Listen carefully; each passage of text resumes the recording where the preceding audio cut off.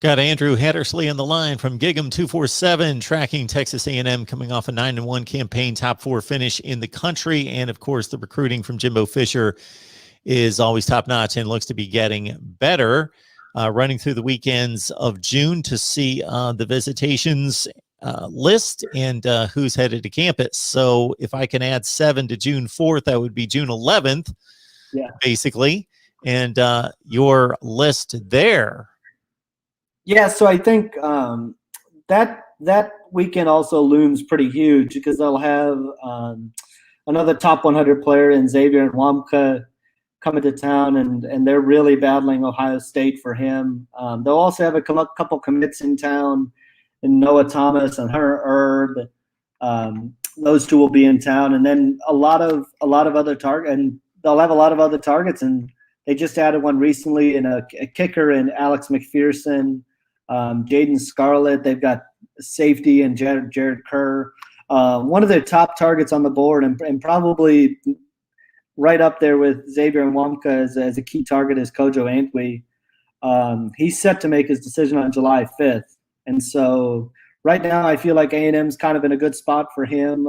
Georgia's another school that is going to really push to keep him at home. And so this is kind of your last pitch. And I would expect, looking at a lot of the commits that were in town the weekend before, I wouldn't be surprised to see a couple more of them come back the next weekend on their own dime and try to help push for a couple of these recruits and continue to see the coaches. And then they'll also have another important target on town, and Inish Harris and Trevante Citizen. So it's going to be kind of those first 2 weekends are going to be right out the gate, really, really important. Nwamka caught my eye the other day because Iowa plays some solid high school football, but basically they're churning out tight ends and offensive linemen and a lot of program players. To have he's the 5th rated safety in the country in the composite. 247 is really high on him as the #1 safety in the country coming out of Iowa. I don't think you see that too often. No, you don't. When you turn on the film, his film is really, really fun. I'm not sure I'd want to get hit by him, to be honest with you. I mean, he is probably one really, really, really physical safety, and great job by Jimbo Fisher and his staff to get him back on campus, because he actually came down earlier this spring and kind of took a self-guided spring break tour through the campus. So to get him back a second time, I know he said he wanted to come back, but it's always tough to kind of get those out-of-state guys to come back for a second visit. So getting him to come back for a visit and stay right there with Ohio State and Notre Dame and some of the other schools there was really important. Talking Texas A&M with Andrew Hattersley from Gig'em 247. Andrew joins us on a regular basis, and we always appreciate him stopping all the work that he's got going on and tracking.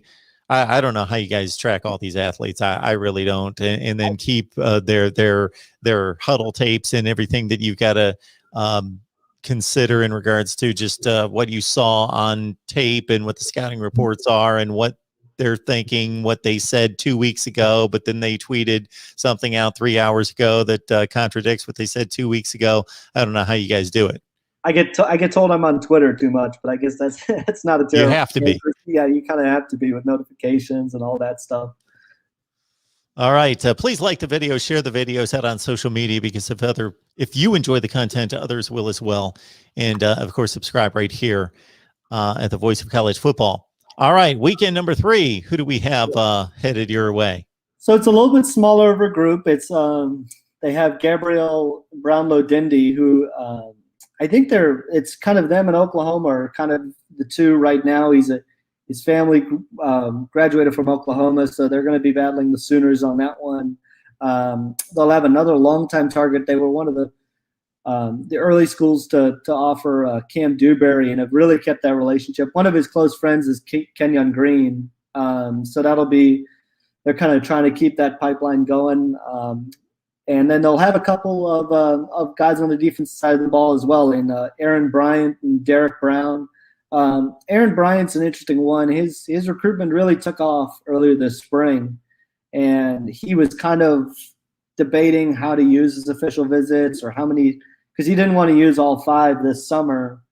because he doesn't plan to make a decision until late November, maybe early December. So he's kind of going to use 3 now and then save 2 for the fall. But this will kind of be A&M's chance to sell him and try to get him back on campus in the fall if they can. And one of the other ones is Derek Brown, who's from Texas High and Texarkana, and I think A&M right now feels like they're in a pretty good spot for him. But this weekend again, it'll be a chance they're battling the Sooners for him as well, and Texas is in there as well. So that'll kind of be their weekend to meet him in person and start to make their pitch.